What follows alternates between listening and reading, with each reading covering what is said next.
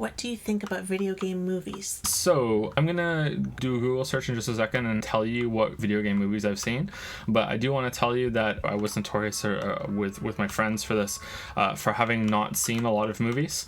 It was a long time, like within the past 5 years, that I first saw Die Hard for the first time. You know, that's my go-to example of how many movies I have not seen. I've never seen a Lethal Weapon, you know, so I haven't seen a ton of movies. I think I've probably seen more TV shows than movies. Don't know why. I was mostly into games very early, and I just played a lot of games growing up than I did with movies. So the question here is basically, can video game stories be adapted to movies effectively? And the answer is yes. Yeah, of course they can, because most video game stories don't use the medium to their advantage. Most video game stories try to emulate movies. I think that many video game stories have more comparisons to be made with books, actually, than movies. So we'll be talking about that later. Many video game stories try to be movies, so it should translate over to movies. However, they have the same problem as action movies. And this is something I've said quite a few times on stream before, is that action movies have to have an excuse for characters to fight. They have to have this excuse for there to be combat and conflict in a physical way, not just a standard traditional conflict of like character wants something to happen, there's something else that's getting in the way of them having that happiness or whatever. There has to be like a reason for them to know how to fight, you know. That's what the action movies are there for, whether that's like they've trained and studied and they have a lot of experience, or you know, they're a special person, or if they're like going on the hero's journey kind of thing, and they're the kind of person that gets something special happen to them at the beginning, and then they gain that power to be able to have fight scenes, or they inherit like a robot maid or a robot power armor or something, you know. I mean, I don't know, like there's probably a genre that does that a lot, right? And so that's kind of the thing that happens with video games, and there are only a certain amount of stories that you can tell with that before you are going to have trouble, you know, and you have to be really creative, and writing is fairly hard, you know. I think you can make a really strong argument that a lot of stories that end up being great are just great accidentally, that most writers have to just throw shit at the wall enough times before they get something that is a hit, and then they just run with it, you know. I don't want to shit on action movies stories too much, you know. It's like some of them can have like a good emotional core and they can be fun, especially when you're younger, but I wouldn't really call a lot of them to be like some of the best stories that I've ever seen in my life, you know. Even some of the best action movies, you know, I think one of my favorite action movies of recent years is Fury Road. I love Fury Road so much, but I wouldn't call that a great story, you know. It has a decent amount of world building and it's an intriguing setting, but you know, I like those characters, or I like that character that we had, like Charlize Theron's character and Tom Hardy's character, but for the most part it was about the action, you know. Like I really like the action scenes in that, and that's what video games try to be too. So I think the problem is that a lot of video game movies don't have enough of a budget to get the action part right, and they try to be traditional movies without realizing that they're kind of stuck, kind of being de facto an action movie. So yeah, I would be more interested to see what a movie based on like BioShock would be like, or God forbid Undertale, you know what I mean? Like just to see what it would be like, and I don't think it could ever translate, but maybe because there isn't this focus on action all that much, that you would be able to make it work, like ironically enough. Maybe it would be easier, I don't know. It would be a different kind of, it would definitely be an adaptation. It would sort of be like a book that has a lot of narration and you're in the character's head a lot, and then when they make a movie, they don't have a narrator, you know? Like you're losing a big part of it, but that's why it's an adaptation, right? Like maybe it would be something new and it would be interesting no matter what. But yeah, that's how I view video game stories. They're at their core, they're just action movies because they have to justify the fighting. And I don't think I could name 10 games that justify their fighting in their combat systems in a interesting way, other than just like, okay, yeah, there's fighting in this, you know. Some strange games like it's almost like the fighting is divorced from the whole thing and they barely even acknowledge it, you know. Especially the amount of like trash mobs you might fight, especially in like a JRPG or something, you know. Well, JRPG is kind of like just an RPG, you know, like they barely acknowledge it. Yeah, but anyway, let me look up and see what video game movies I've seen. I know I've seen Resident Evil. Video game movies. Super Mario Bros. Unfortunately, I have seen that. It was terrible. Street Fighter, unfortunately, again, have seen that. Mortal Kombat. I think Mortal Kombat is actually a pretty good movie. It's cheesy as fuck, but I liked that when I was a kid. I enjoyed the Mortal Kombat movie. I have seen Mortal Kombat Annihilation, but I do not remember it. Lara Croft Tomb Raider, that's the one with Angelina Jolie, right? 2001? Yeah, I've seen those, but I don't remember them. Not the biggest Angelina Jolie fan. Tomb Raider was before the Resident Evil movie? Really? The first Resident Evil movie was 2002, and Angelina Jolie's Tomb Raider was 2001? Wow, that is not the way I remember that being. Holy shit. I do not remember it that way. Okay. Yeah, I've seen Resident Evil. Resident Evil is okay. It's decent. I saw that in the theater, actually, and I thought it was okay. I thought it was all right.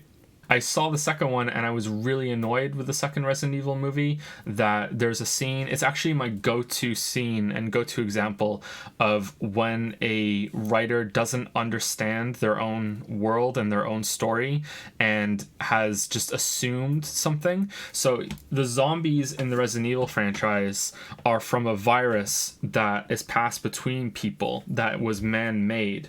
And there's a scene in the second Resident Evil movie where the main character, is it Alice? It is Alice, nice. Walking through a cemetery in the second movie, and a bunch of zombies start coming out of their graves. You know, when the city is under quarantine with this big thing, and it's like, you know, that's not how zombies work in that world. Like you're just assuming that because it's a zombie movie that that people would be rising from their graves. Like that's a really big fuck up, you know? Like you can't have that, you know. That doesn't make sense within the context of how the virus and the zombie outbreak works, you know what I mean? But like that's like it's like kind of a cheesy dumb movie, so it doesn't ruin it, but it's kind of like, oh man. Yeah, all right, let's keep going. I've seen the second Lara Croft movie, but I don't remember it. Have not seen Alone in the Dark or Doom or Blood Rain. Oh my god, is that one of those U-Ball movies? Ben Kingsley is in this? How did they get Ben Kingsley to be in the fucking Blood Rain movie? Kristanna Loken as Rain, a vampire who seeks to kill her father. Okay. I played the Blood Rain game, and I thought that the second half of that was actually alright. The first half was pretty bad. Silent Hill, I have not seen. I would actually be really interested in watching the Silent Hill movie to see how that translates. Is it based on the first one or the second one? I would really like to see that. I would be interested in that. Hitman, yes, I've seen Hitman. That was okay. I thought Hitman was a decent like action movie. It was all right, you know. It's like C to B tier, like basic action movie. I think that translates well into an action movie, but the Hitman games aren't like that. So it's weird, right? I've seen the second Hitman movie too, but I don't really remember it all that well. So that's kind of an example of them taking it to an action movie and it becoming like a bog standard action movie, but that's not how the games are at all. So it's a really, really bad adaptation in that sense, but it was an entertaining movie. There was a Far Cry movie? What? God damn. Max Payne I have seen. I thought that was okay.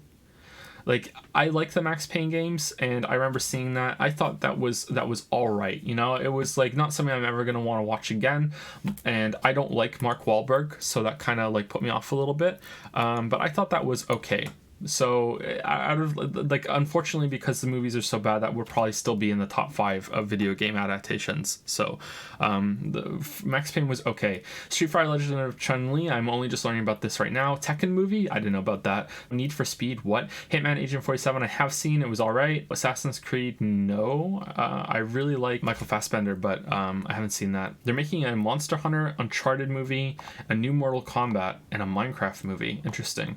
And then there are a bunch of international ones. Okay, so that was probably too long and in depth, but sorry about that. But yeah, those are the ones I've seen. That's my information dump on those. In one of your previous Q&As, you mentioned how you think video games have more similarities with books rather than movies. Oh, here we go. Yeah. Okay, so it's not a perfect comparison, you know, like it seems really obvious that video games have a lot more in common with the visual medium than any other, and that makes perfect sense because it's also true, you know, like I'm not not saying that it's they have more in common with books, period. It's just that I think they have a lot of similarities that people don't really appreciate and really don't think about, because it's just the comparison to like games being cinematic and there being like this focus on the visual part of them is just so overbearing. It's mostly about pacing and about the characters and the type of stories that you can tell in a book compared to a game. So movies are usually no more than 2 hours long. Of course, there are exceptions. You could probably think of quite a few, but in general, the runtime of a movie is considered to be anywhere between 90 to 120 minutes. I think if you are above that, you better have a really good reason, or you're Quentin Tarantino or whatever. Like it's pretty rare. I think we can all agree that a movie gets over that length. But even if it is over that length, even if it's 3 hours, even if it's 4 hours, that's still very short compared to most books, and it's still very short compared to most games. So this is the easiest comparison to make, is that the amount of time that you spend with characters in a game compared to movies is a lot closer to book length. So you're going to be spending more scenes, more dialogue. You're going to be seeing these characters interact way more than you would in a movie. In the case of some games, not all of them, but some, you're going to be in that character's head for a lot longer, and the comparison is a lot closer to that of a book character than a movie character, the way I see it. So you are more involved and along for the ride, like hinged to this character way more than you are with the main character in a movie. But having said that, there's also that difference too. Movies typically, especially the ones that I've seen lately, have multiple scenes and they switch over to multiple characters, and it's pretty rare that a movie is just about one single character and their single perspective. You know what I mean? And that's fairly rare in books too, but for the most part, in most books, I think you're spending most of your time with one main character and you're in their head. There are, of course, many exceptions. There's a lot of exceptions to everything, but the same thing can be said for games too. So in games, you will have different scenes with different characters, and you will see different characters from different perspectives. But for the most part, for most of the duration, you are with your one character from their perspective, the same kind of outlook, and that's more similar to what you see in a book rather than a movie that's usually switching between more characters more often and seeing different perspectives. So most movies tend to have more perspectives in them than most books and most video games. I think that video games are the most narrow out of all three of them, actually. Again, you're going to find exceptions. There's going to be books that are just from one character the whole way through. There's going to be some movies that are just one character the whole way through. There are going to be some movies that are just one shot the whole way through. But for the most part, video games are usually you're tethered to one character for the vast majority of the duration, and that's closer to books, I think, than into movies. So you get really into a character's head more than you would otherwise in a movie. At least I think so. The other thing is that this may seem like a minor thing, but I do think it's an important distinction or an important difference between movies and books. In games, you get to pause whenever you want, and I don't necessarily mean, hey, the game's paused, although that too. In games, you can take a moment, like right now my character is just kind of like, okay, I'm catching my breath, like, okay, let's just take a moment. And that doesn't happen willfully in movies, It's very rare that you're going to pause a movie, to take a moment. I'm sure there's some people that might do it, but I think most people just let it run, especially with TV shows. I think the most often time that I will pause a movie or a TV show is because I'm like, oh, who's that actor? I know that guy.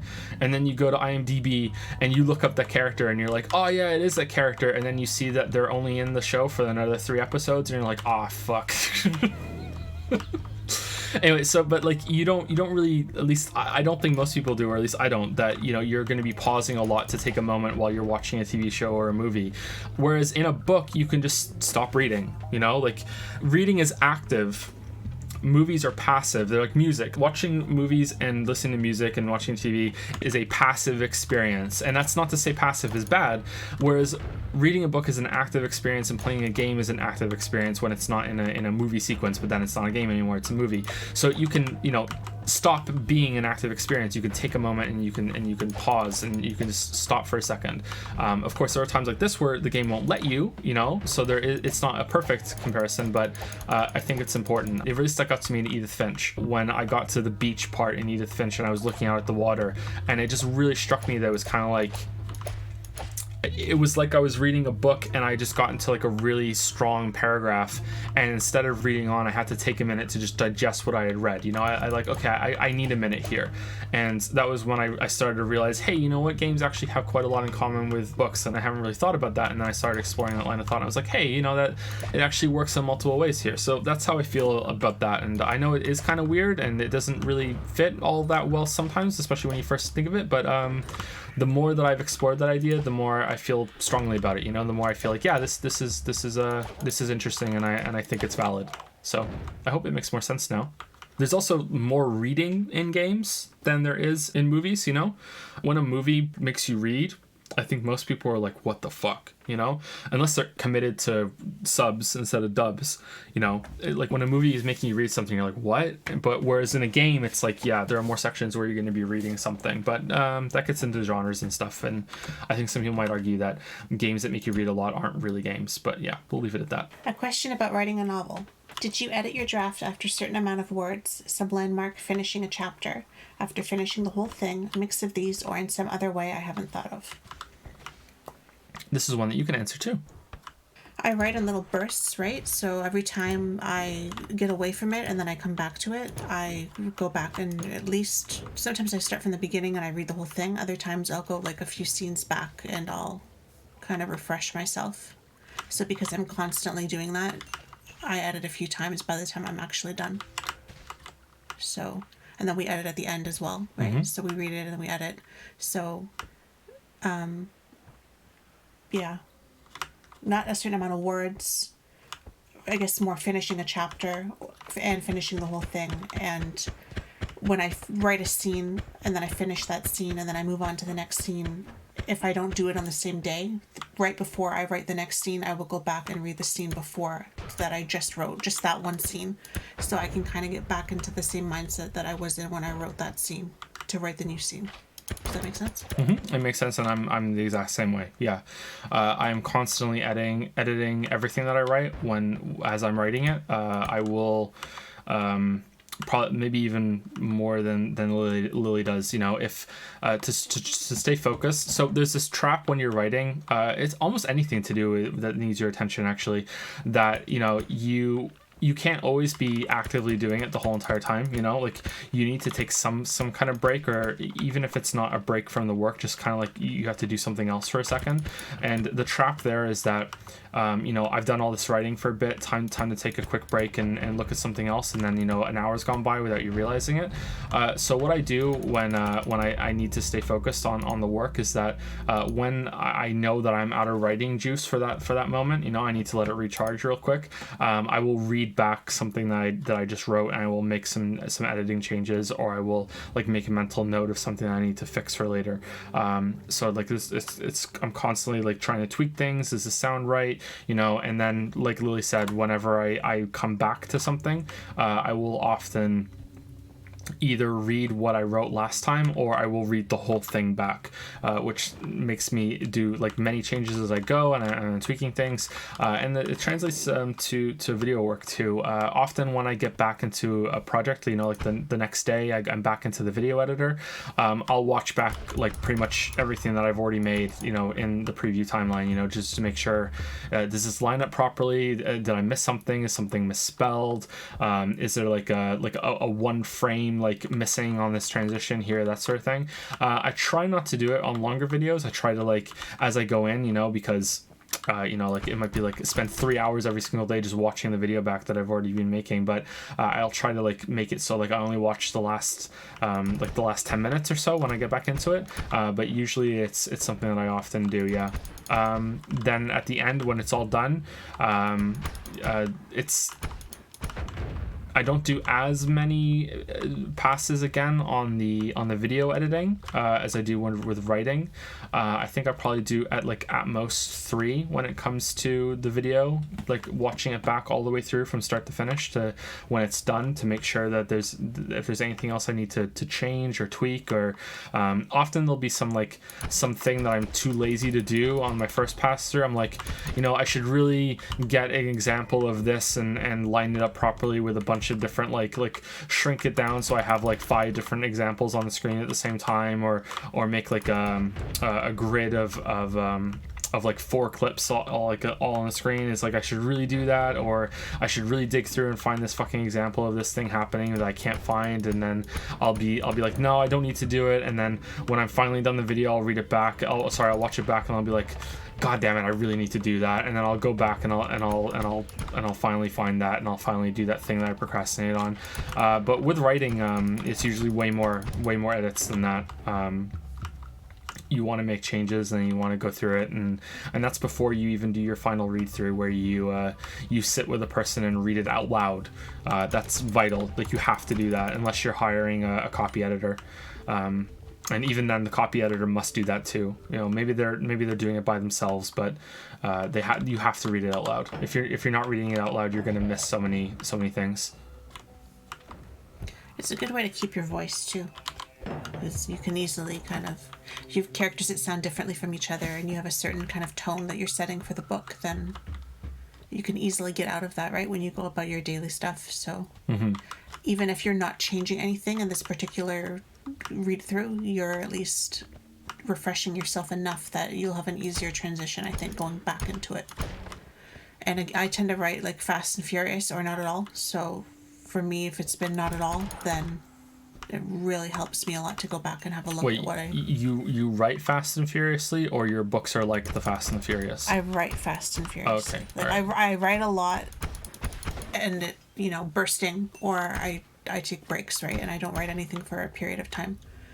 So if you've been away from it especially, then it really helps you to constantly be going back to at least what you wrote last time.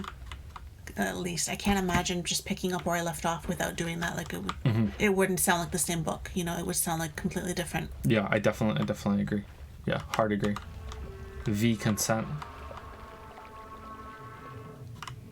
It's like what John Irving speaks about, it being in one breath, right? The whole, from beginning to end, no matter how long it takes the book to be written, it should sound like it's all from the same person and the same point in their life, right? Yeah. He talks about in certain eras of his life, he favors different punctuation. Even he's like, sometimes he really likes using hyphens, sometimes he likes using semicolons. A lot of short sentences, a lot of periods. I really like hyphens. I use a lot of hyphens in my writing. I do too, actually. Yeah, even the one I'm writing now, actually, I've been working on it for quite a while, and if you read from the very beginning, I tend to be influenced by what I'm reading at the time. So there's stuff from the beginning that was very stylistically different from the books that I was reading compared to what I'm reading currently. So even then, you kind of have to bridge a little bit the gap of like the kind of style I was more kind of short sentences and a lot of hyphens, and just kind of not going too far into detail or anything like that, like not having these huge paragraphs. It was more kind of snappy dialogue moving the story. And now they've gotten longer and longer as I've been going. The paragraphs are stretching because other things that I've been reading, I guess, are a little bit more in depth. So I've had to go back actually and add things here and there because I felt like they were a little bit too different. So yeah, it depends on a lot of things, but yeah, that's what I would do. I would read back from the beginning every so often, but always read the one we wrote before, either the chapter or the scene or whatever. And you have to edit. I don't know what kind of writer you are, but yeah, some writers hate editing, but you have to edit. Even if you're a student, you're writing an essay, you're writing a paper, you have to edit it. You have to. And I really recommend reading it aloud with someone to catch it. The ear will hear what the eyes don't.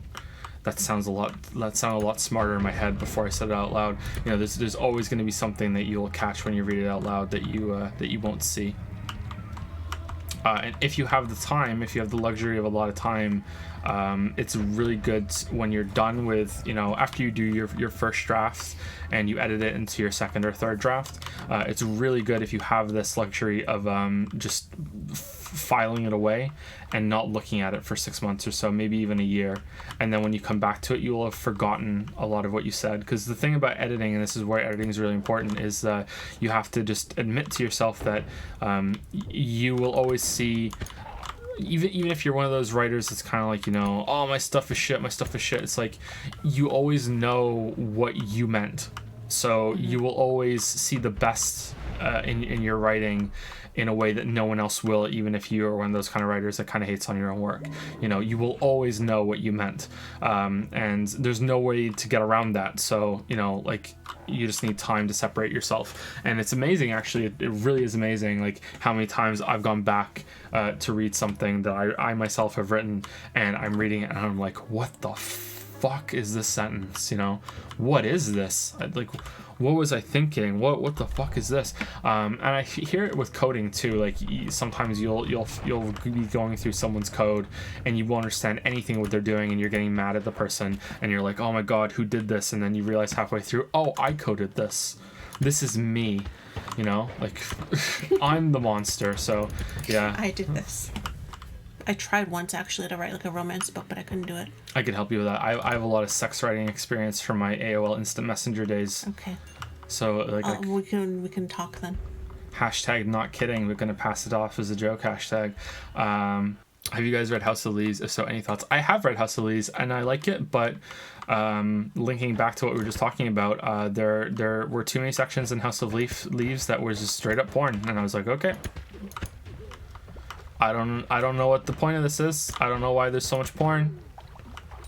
There's just like House of Leaves alternates between this mystery about this house and, oh, it's a mimic, and this guy who's collating all the information about it, and him having sex with a bunch of women, and it's just porn, and it's obviously like meant to be like this isn't actually happening. He's bragging about things that didn't happen, but it's like, yeah, I don't understand why it's so explicit. So yeah.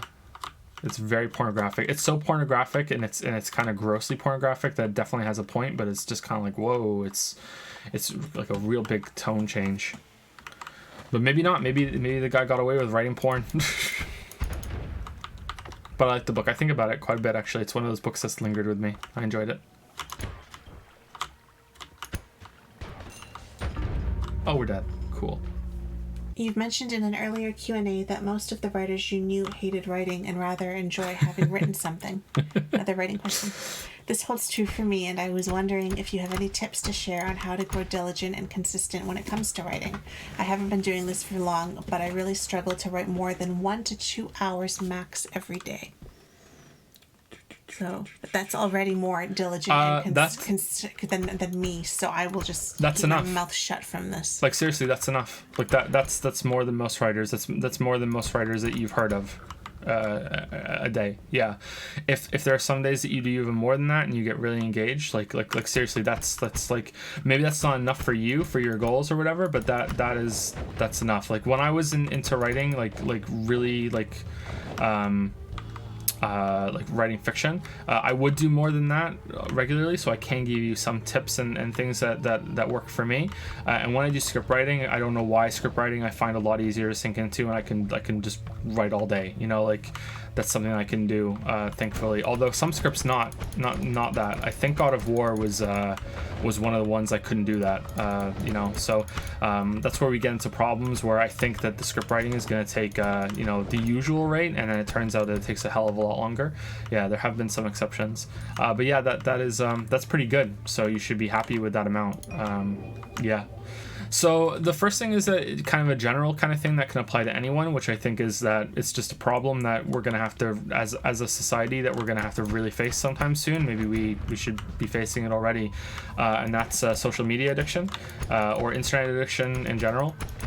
So there's the thing about Google is that Google has all the information ever, you know, and we have more distractions at our fingertips than ever before, especially if you use your phone to browse the internet a lot, which I don't do. So I'm lucky that I've never got into that, but I think that could be like even more destructively distracting if you use your phone to browse a lot.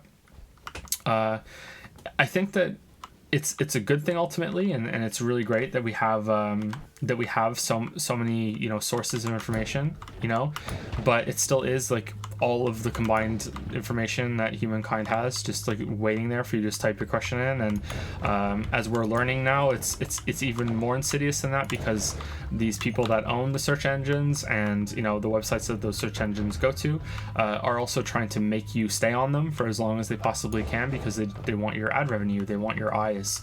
they get money for it, so they want to keep you engaged. And to some extent, you know, if the algorithm makes it happen, they want to make you angry. You know, they want to keep you like seething. You know, if they can get you seething and keep you clicking on somebody, you know, or some kind of content, then they'll do that, you know. So not only are you fighting against yourself, you're also fighting against these algorithms that are being perfected by, you know, machine learning and really intelligent developers and coders and stuff, and that have, you know, billion-dollar companies, you know, behind them making them happen.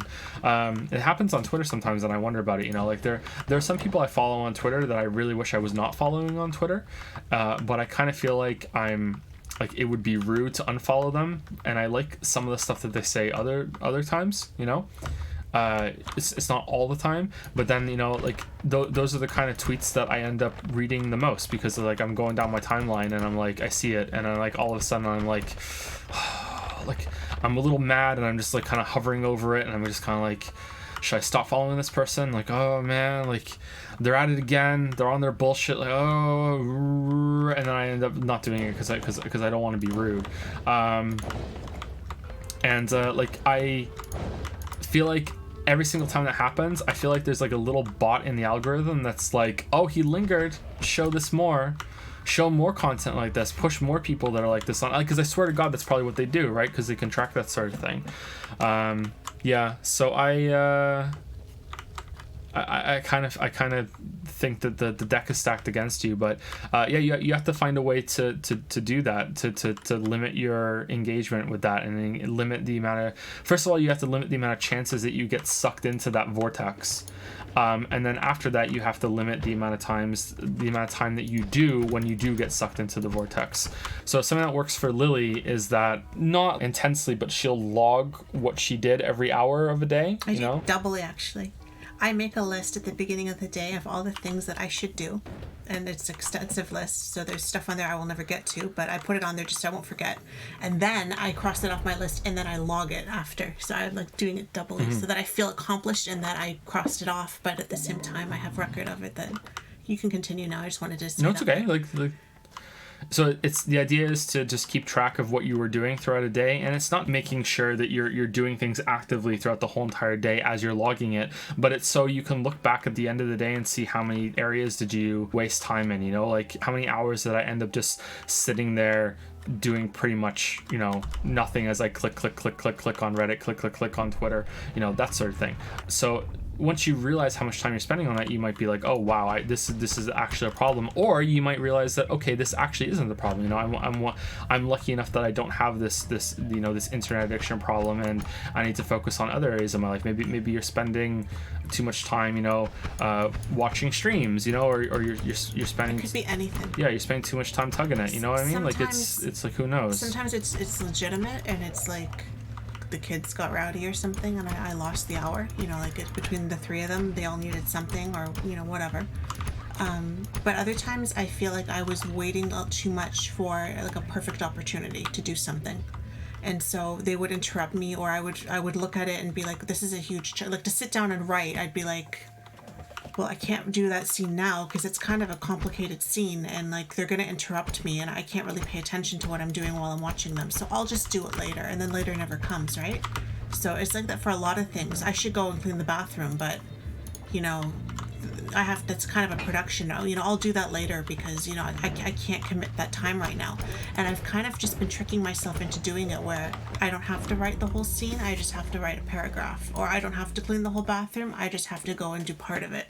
And like choose like imperfect moments instead of waiting for a perfect moment, and just kind of grab them whenever they can, because you feel like shit when you look at your log afterward and you only did like one or two things for the whole hour, whereas when you do like 2 lines worth of stuff, you're like, yeah, I kicked ass that hour, I look at what all the things that I did, you know. So it's supposed to be like, where is your time lost, to keep you aware of it, but at the same time it becomes almost competitive that you want to do more because you want it to have been worth it, you know? I'm noticing a lot of things that I maybe had the time for, but I really didn't think I did. And now I'm getting a lot more accomplished because I'm just grabbing whatever moment I can grab. Mm-hmm. But you looking after the kids is basically like 2 full-time jobs and one that you're trying to juggle with time management elsewhere at the same time. Whereas, you know, like, I'm assuming that the problem that most writers have is that they have the time to write, but they don't. They're spending it more on free time. So that helps you realize like where your time is going.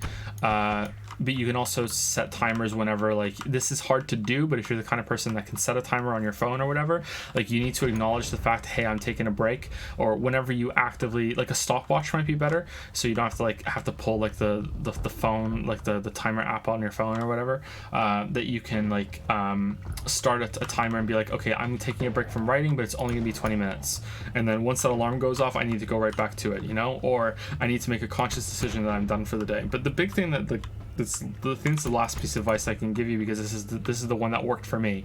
Like, nothing else really worked for me except for this one. Was that, and this dates back to before we had kids. Was that I can do, you know, like my free time, I can do whatever I want with it as long as I put in my word count or my hours. You know, it was like, no matter what, even if I end up doing like no writing, it's just not coming out that day. I don't really believe in writer's block, so it's like, no matter what, like, I'm gonna sit here for 3 to 4 hours, and I'm going to put in my time of writing, and if I write 10 words, then that's fine, but I'm just gonna sit here and stare at it until for that time, and if I write 6,000 words, then that's great too, you know. And I don't remember, like, with those rules, I don't remember a single day that I did not write more than, say, 1,000 words, you know. Like, there were no 10-word days. It just didn't happen, because it would just be like, okay, well, if I'm here and there's nothing else I can do, then I'm gonna put my time in and I'm gonna do it, you know. And there's also the reward of, like, if I end up writing a lot faster, and I get like thousands and thousands of words done in like 2 hours, then my time is done over sooner, and then I can read it back. I can enjoy having that I've written something, and then I can like have guilt-free video game time or TV time or whatever it is, you know what I mean? So that's what it was. So this practice is usually called eating the frog, which is that there's a task on your list of things to do that day, and it's the worst one. It's eating a frog, and you really don't want to do it, so you kind of like let it go, and you it's like it keeps getting pushed back. You really don't want to do it because it's eating a frog, and it's like it's getting in the way now, and you're dreading it, and now you're starting to feel guilty. You haven't done it yet, and you're not even enjoying all the other things that you're doing instead of eating this frog. So just eat the fucking frog. So that's what I did. That's what worked for me the best, is eat the frog. And I think that's it. That's like three strategies, right? You can set alarms and stuff too if that works for you. It doesn't really work for me, but some people swear by alarms, right? Like to if you're going to take a break and stuff, you're only going to take a 20-minute break, set an alarm so you don't 20 minutes doesn't become an hour, right? Or a big long Stardew Valley thing with Finn. I can't say no to that kid. I feel so bad. He's the way he looks at you after. Please, can we play Stardew Valley? Please. If he's like just genuine like that, like, okay, like he's a cute kid, but if he's like manipulating us, he's really good at it, huh? Yeah. He's really good.